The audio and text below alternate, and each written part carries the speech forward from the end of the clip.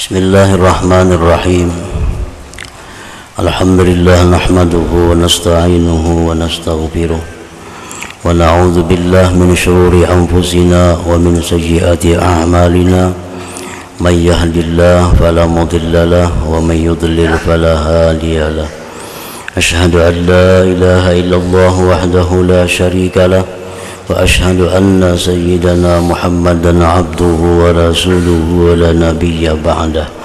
Allahumma salli wa sallim wa barik ala sayyidina wa maulana Muhammadin khairil bariyah wa ala alihi wa ashabihi wa atba'ihi wa dzurriyyatihi ila yaumil qiyamah.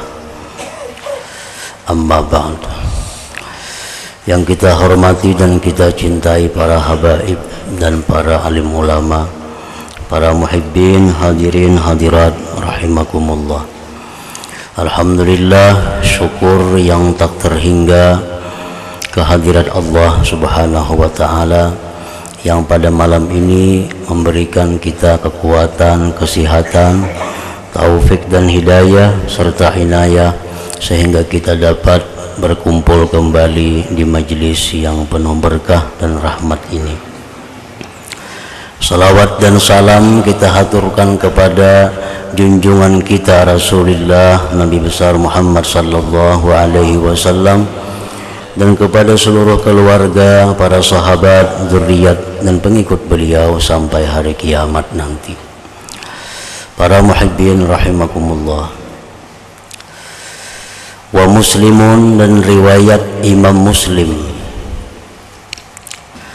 lallahu asyaddu faraha bitaubati abdihi hina yatubu ilaih min ahadikum kana ala rahilatih bi ardin falat famfalatat min yadihi wa alaiha ta'amuhu wa syarabuhu fa ayisa minha fa ata syajaratan fattaja'a bi zilliha qad ayisa min rahilatih wa bainama huwa kadzalik idh huwa biha qa'imatan 'indah fa akhadha bi khitamiha thumma qala min shiddatil farah Allahumma anta 'abdi wa ana rabbuk akhta'a min shiddatil farah. Imam Muslim meriwayatkan hadis dari Rasulullah sallallahu alaihi wasallam bahwa beliau bersabda, sesungguhnya Allah bersangatan gembira dengan tobatnya seorang hamba ketika hamba itu tobat kepada Allah. Bersangatan gembira Allah itu melebihi dari gembiranya salah seorang kamu yang adalah dia di atas tunggangannya atau kendaraannya di padang Sahara. Kemudian lepas hilang itu kendaraannya, tunggangannya dari tangannya, sedangkan di atas tunggangan itu ada makanan dan minumannya, maka dia putus asa daripada tunggangannya itu. Lalu dia datang ke sebatang pohon, dia berbaring di naungannya pohon tadi, dan dia putus asa daripada tunggangannya yang hilang itu. Tatkala dia demikian, tiba-tiba muncul tunggangannya itu. Tiba-tiba ada tunggangannya itu berdiri di sisinya. Maka dia pegang tali kendalinya. Kemudian dia berkata, dari bersangatan gembiranya itu, dia berkata, ya Allah, engkau hambaku, aku Tuhan engkau. Tersalah dia dari bersangatan gembiranya.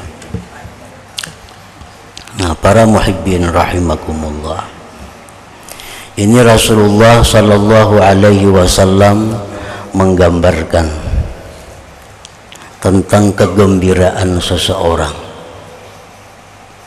orang ini bertunggangan kuda di padang Sahara. Di padang Sahara, padang pasir yang tidak ada seorang pun di sana selain daripada dia bertunggangan kuda itu. Nah, begitu laki-laki tadi turun dari kudanya istirahat, ternyata kudanya itu lepas, lari dan hilang.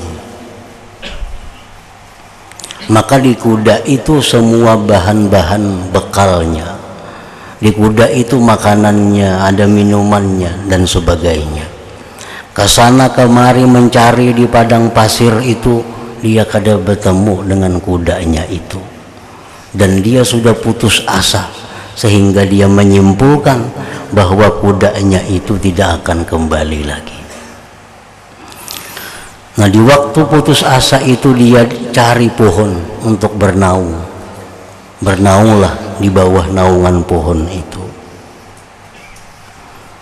Tiba-tiba kuda tadi datang. Tiba-tiba kuda tadi ada, masih lengkap dengan segala bekal yang ada di atasnya. Nah, kita bisa membayangkan betapa gembiranya hati pemuda tadi, betapa gembiranya hati orang tadi, karena sesuatu yang sudah putus asa tiba-tiba datang, tiba-tiba dapat dan selamat.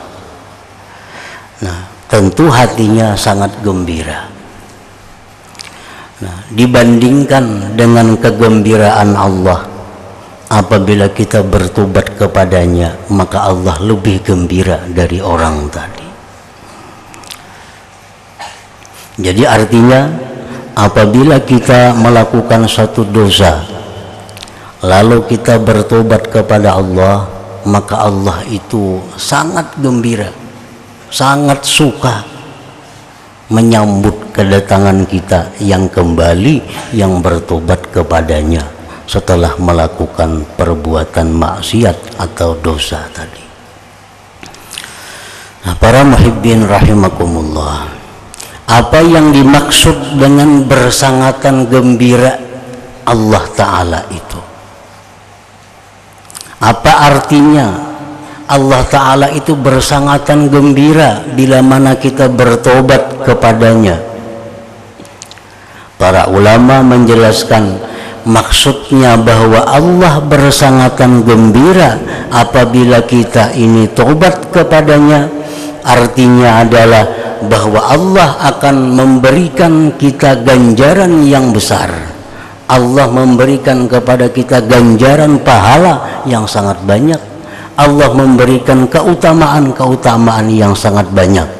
Itu sebagai bukti kegembiraan Allah bila mana kita bertobat kepadanya. Para muhibbin rahimakumullah, apa yang Allah berikan kepada orang yang bertobat itu? Pertama, ansahullah habidhih wa jawarihahu wa bika al-ardi bidhunubah. Itu yang pertama diberikan Allah. Allah lupakan para malaikat hafazah. Allah lupakan anggota-anggota tubuh yang berbuat maksiat itu. Allah lupakan tempat-tempat di mana kita berbuat maksiat itu. Allah bikin semua itu lupa. Kan malaikat ini di hadapan Allah jadi saksi bahwa kita melakukan dosa. Anggota-anggota tubuh kita di akhirat lapor kepada Allah bahwa dia melakukan dosa. Tempat-tempat di bumi yang dimana pernah kita melakukan maksiat itu lapor kepada Allah bahwa di atas dia pernah bulan bin bulan berbuat maksiat. Nah, bila mana kita tobat kepada Allah, Allah gembira dengan tobat kita. Allah berikan kita yang pertama, Allah lupakan semua saksi-saksi itu, sehingga mereka tidak akan lapor kepada Allah bahwa kita pernah berbuat maksiat. Nah, satu. Yang kedua, faidah atau buah daripada kegembiraan Allah tadi, Allah berikan kepada kita yubaddilullah sayyiatihi hasanat. Dosa-dosa yang pernah kita lakukan itu, begitu kita tobat, diganti oleh Allah menjadi kebaikan-kebaikan.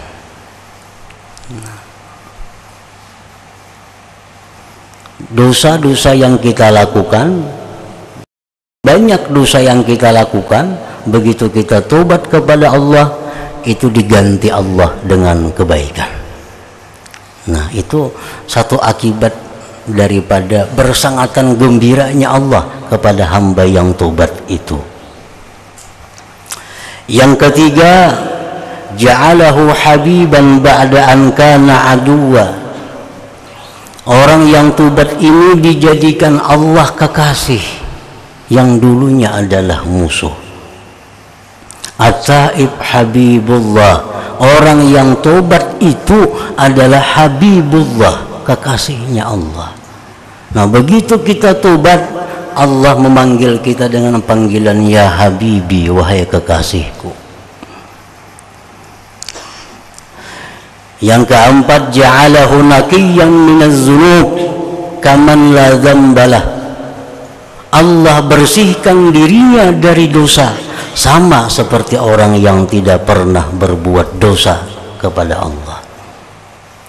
Nah, yang kelima, Allah berikan pahala-pahala yang besar yang akhirnya Allah masukkan dia ke dalam surganya Allah. Nah, ini orang yang tobat kepada Allah tadi. Karena Allah sangat gembira, Allah berikan hadiah macam-macam kepada orang yang kembali kepadanya sesudah melakukan dosa dan maksiat tadi. Nah, para muhibbin rahimakumullah, wa Tabarani bisanadin hasan man ahsana fima baqiya ghufira lahu ma madha wa man asaa fima baqiya ukhiza bima madha wa bima baqiya. Rasulullah sallallahu alaihi wasallam bersabda, barang siapa yang memperbaiki dirinya, barang siapa yang memperbaiki dirinya pada sisa umurnya, maka diampuni baginya dosa-dosa yang telah lalu. Dan barang siapa yang berbuat kejahatan pada sisa umurnya, maka dia disiksa dengan dosa-dosa yang telah lalu dan dengan dosa-dosa yang tersisa pada umurnya itu. Nah, para muhibbin rahimakumullah, orang ini umur sudah anggap misalnya 60 tahun. Nah, selama 60 tahun orang ini macam-macam maksiat dilakukan. Kemudian orang ini sudah umur 60 tahun, lalu dia memperbaiki diri. Memperbaiki diri dengan bertobat, dengan beramal salih. 3 tahun kemudian orang ini meninggal dunia. Nah, 3 tahun kemudian orang ini meninggal dunia. Maka Allah ampuni kejahatan-kejahatan yang telah lalu itu, karena dia memperbaiki diri di akhir-akhir masa hidupnya itu. Tetapi sebaliknya, apabila orang berbuat kejahatan di masa lalunya dan tidak ada memperbaiki diri, sehingga umur yang tersisa daripadanya itu digunakannya pula untuk kejahatan-kejahatan, maka dia disiksa dengan sebab dosa-dosa yang telah lalu dan dosa-dosa yang kemudiannya itu. Nah, para muhibbin rahimakumullah, jadi kalau orang sudah umur misalnya 60 tahun, 70 tahun, apalagi lebih pada itu umur, nah sisa umurnya ada itu, baguskan diri, Sisa umurna Anda itu manfaatkan untuk segala macam kebaikan. Bila ini bisa kita perbuat, maka otomatis akhlak perbuatan kita yang lalu itu dihapuskan oleh Allah yang tidak baiknya. Nah, ini yang disebut dengan husnul khatimah itu. Ini yang disebut dengan husnul khatimah. Artinya bagaimanapun kelakuan-kelakuan buruknya di masa lalu, tapi begitu akhir-akhir menjelang kematian dia berbuat kebaikan. Nah, ini orang yang disebut husnul khatimah. Artinya kesudahan yang bagus. Bila kesudahan yang bagus itu didapatnya, maka yang telah lalu itu kejahatan otomatis gugur dan hilang sendirinya.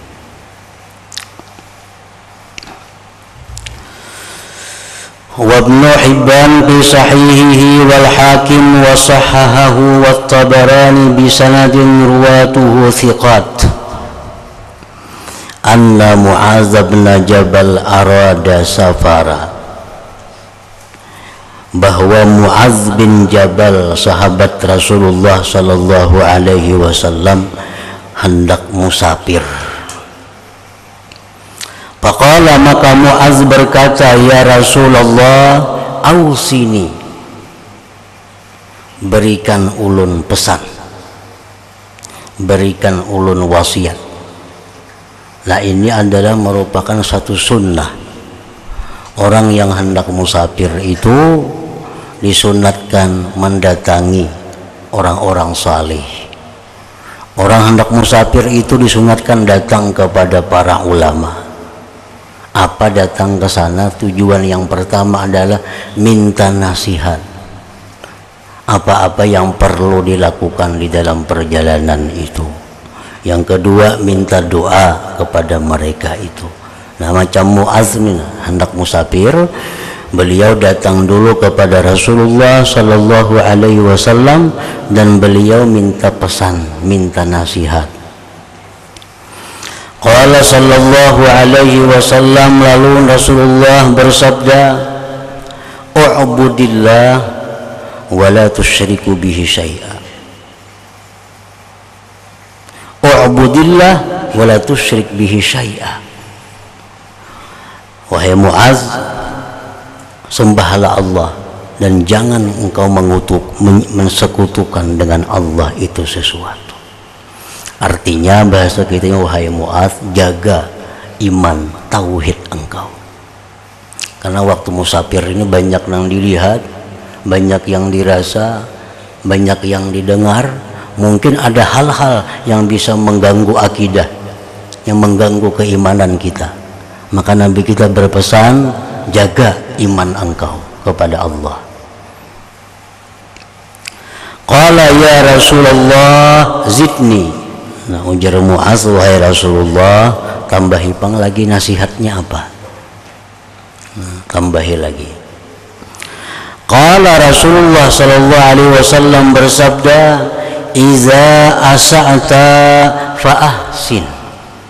Nah, ujar Nabi, bila engkau wahai Mu'adz berbuat satu kejahatan, bila engkau berbuat dosa, fa ahsin, maka berbuat baiklah engkau.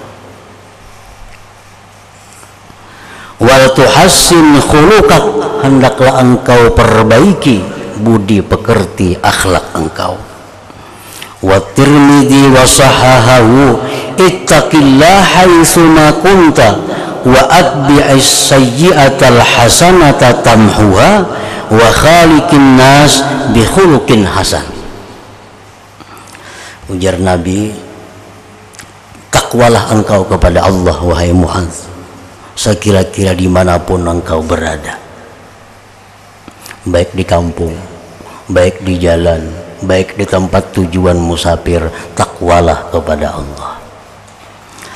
Yang kedua, iringkan perbuatan jahat itu dengan perbuatan baik.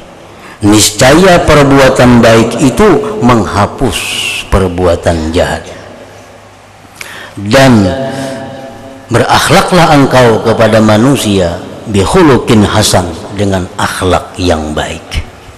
Nah, itu pesan yang disampaikan Rasulullah sallallahu alaihi wasallam kepada Sayyidina Mu'adz waktu beliau hendak musafir. Para muhibbin rahimakumullah.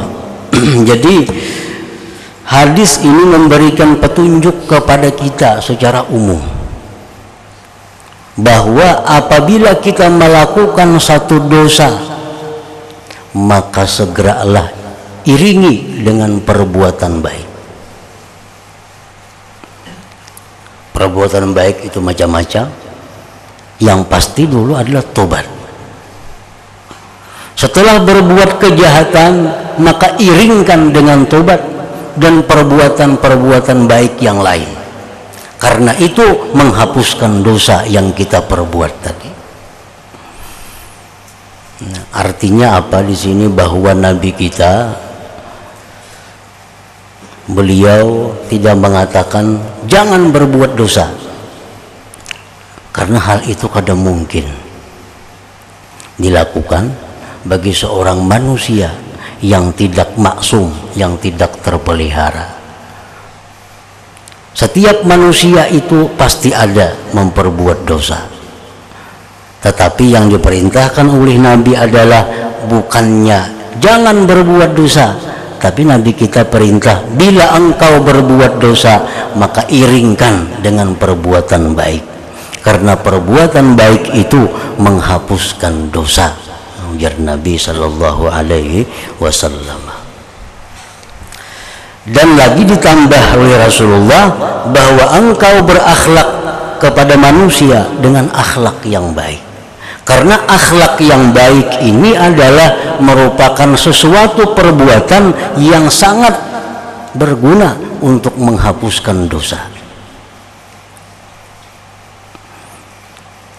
Kita masih ingat kisah seorang abid ahli ibadat yang berapa puluh tahun beribadah kepada Allah. Nah, begitu abid ini berzina. Nah, setelah berzina, lalu abid ini memberikan roti yang ada padanya kepada orang yang kelaparan. Ditimbang dosa zinanya dengan amal yang sekian puluh tahun itu kali cukup.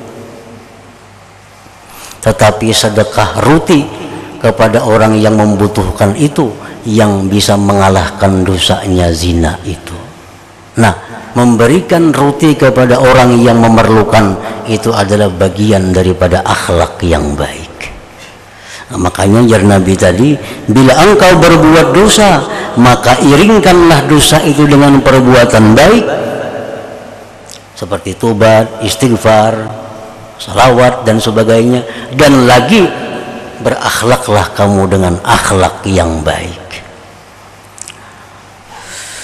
Rasulullah sallallahu alaihi wasallam bersabda, "Inna husnal khuluq la yudhibul khati'ah kama tudhibu samsul jalid." Ujar Nabi kita, sesungguhnya budi pekerti akhlak yang bagus itu dia menghancurkan dosa, meluluhkan dosa, sebagaimana menghancurkan meluluhkannya matahari akan air yang beku. Nah, banyu es to andak kakak panas luluhnya. Nah, begitulah akhlak yang baik ini, dia meluluhkan, menghancurkan dosa yang pernah kita lakukan itu. Rasulullah SAW bersabda lagi, "Innal 'abda la yablughu bi husni khuluqihi 'azima darajatil akhirah wa syarafal manazil wa innahu la dha'ifun fil ibadah." Seorang hamba itu mencapai dengan kebaikan akhlaknya derajat yang besar, kemuliaan yang tinggi di sisi Allah, padahal dia lemah ibadahnya. Orang ini ibadahnya kada kuat, tetapi budi pekertinya orang ini bagus, akhlaknya bagus, maka orang ini dengan budi pekerti yang bagus itu ditempatkan Allah pada ketempat yang tinggi, pada derajat yang tinggi di sisi Allah Subhanahu wa ta'ala. Nah, para muhibbin rahimakumullah, lalu akhlak yang bagus yang dimaksud itu yang bisa menggugurkan dosa, yang menghapuskan kesalahan itu. Nah, Rasulullah menjelaskan secara garis besar tentang akhlak yang baik itu. Ujar Nabi kita, baik akhlak itu tasilu man kata'ak wa tu'ti man haramak wa ta'fu amman zalamak.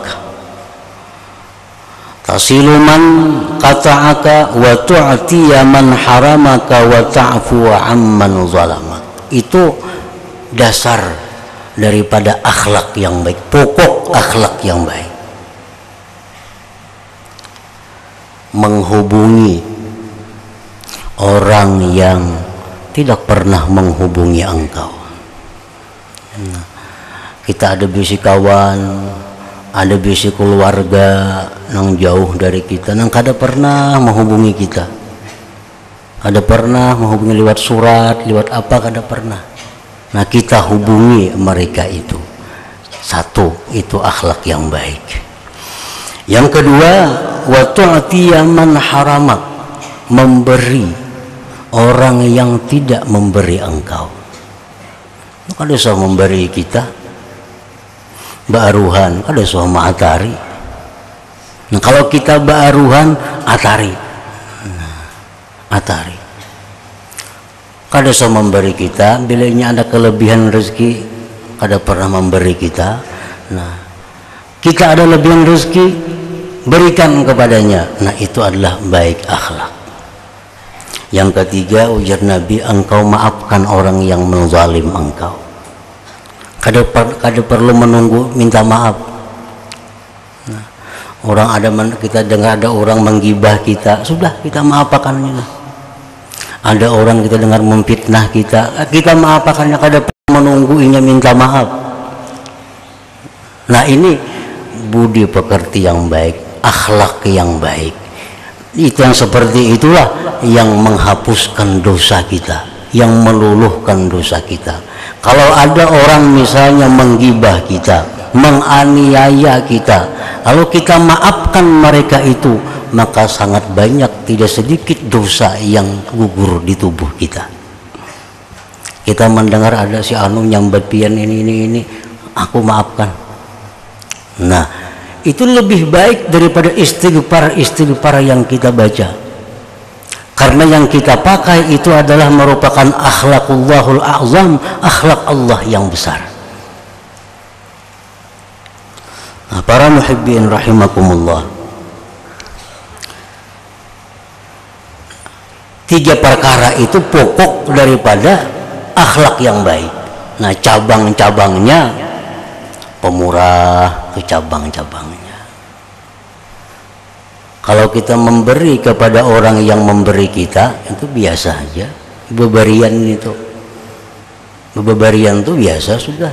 Ini memberi, kita beri. Ini baruhan ma'atari, kita atari. Itu sudah lumrah. Tapi kalau kita memberi kepada orang yang kada pernah memberi kita, nah ini akhlak yang baik. Itu pemurah.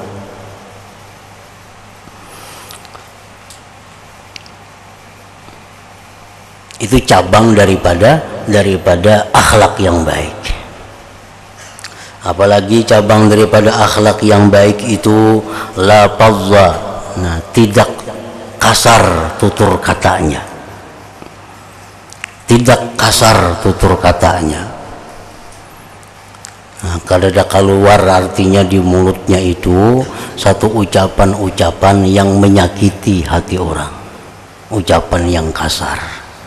Nah, ini buah daripada akhlak yang baik tadi.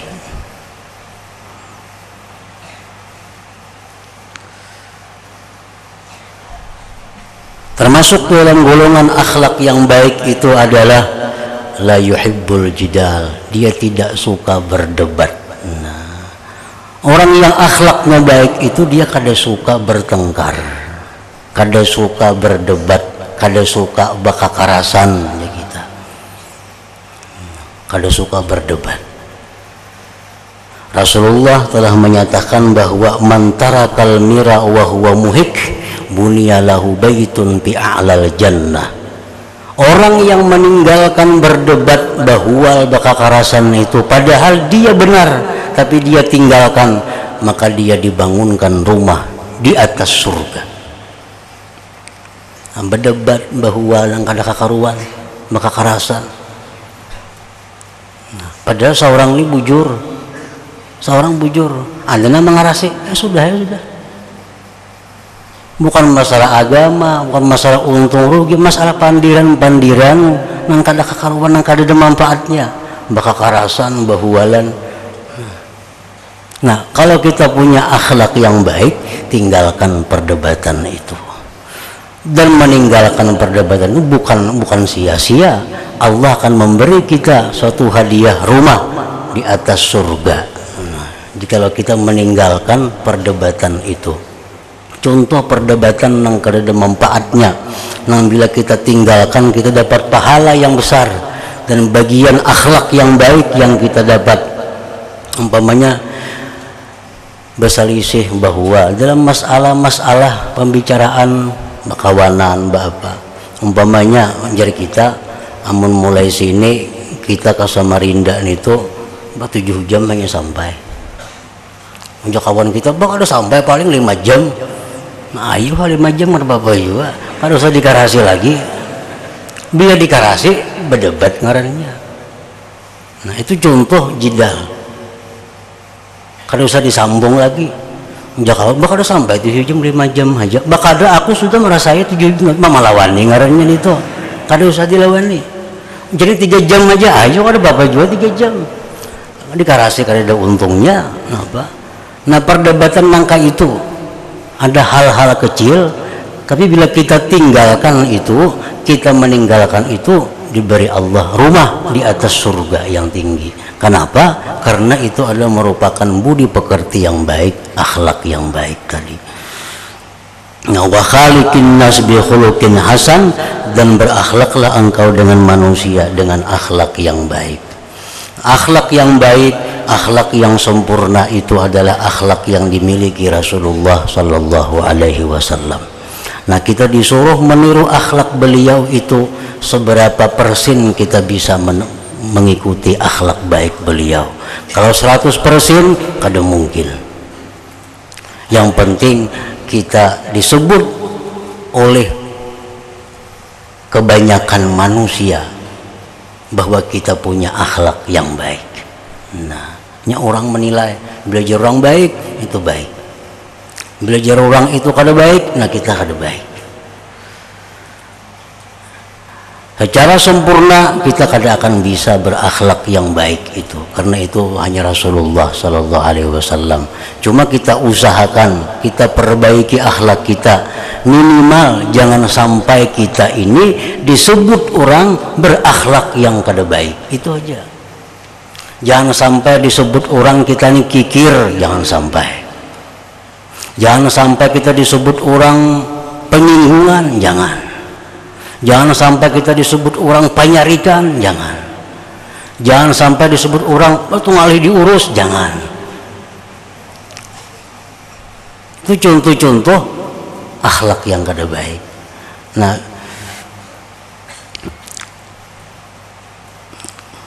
akhlak yang buruk, akhlak yang tidak baik itu bukan sesuatu yang tidak berbahaya, bahkan sangat berbahaya.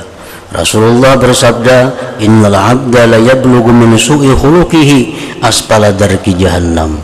Seseorang itu dengan sebab akhlak buruknya dia sampai masuk neraka yang paling bawah. Akhlak buruk ini bukan hal yang inti. Dilaporkan kepada Rasulullah, di sana wahai Rasulullah ada perempuan yang sembahyang pekerjaannya, puasa pekerjaannya, tapi kadang-kadang mulutnya itu menyakiti. Mulutnya itu menyakiti, kata-katanya menyakiti orang. Pada ahli ibadah, sembahyang, puasa, pekerjaannya di pesahapan aja mukanya ada bebaculan. Tapi tutur katanya itu tu'zi, menyakiti. Nah, tutur katanya menyakiti. Apa jawab Nabi? La khaira fiha, kada ada baiknya orang itu. Nah, kada ada baiknya orang itu. Jadi akhlak yang mulia ini adalah sesuatu yang sangat besar nilainya di sisi Allah Subhanahu wa taala. Nah, kemudian tatimmatun hadhihi tatimmah ila hadratin Nabi sallallahu alaihi wasallam. Al-Fatihah. A'udzubillahi minasyaitonir rajim. Bismillahirrahmanirrahim. Iyyaka na'budu wa iyyaka nasta'in. Ihdinas siratal mustaqim. أشهد أن لا إله إلا الله وحده لا شريك له وأشهد أن سيدنا محمدا عبده ورسوله لا إله إلا الله نستغفر الله لا إله إلا الله نستغفر الله لا إله إلا الله نستغفر الله لا إله إلا الله ونتوب إلى الله لا إله إلا الله محمد رسول الله صلى الله عليه وسلم فيا أيها الرجل منه شفاعة صلوا عليه وسلموا تسليما. صل وسلم عليه.